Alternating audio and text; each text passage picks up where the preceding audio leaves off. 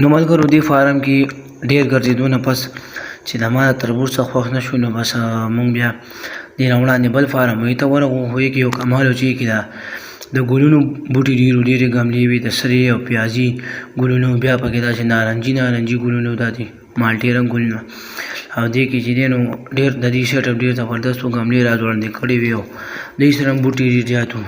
دې ډېر وګرځېدم، دا بوټي مې ډېر زیات و. که د اخر کې به زما د تربور چې کوم بوټي په کار ورته میلو شو او هغه ویشته، او بس نه پس هغه ما ټول هم ګاډي ته ورسول. ګاډي ته مو ورسول نو خامخا دا بوټي اوسه کې لګول غواړي. د دې لپاره موږ لاړو د ګملو ځای ته.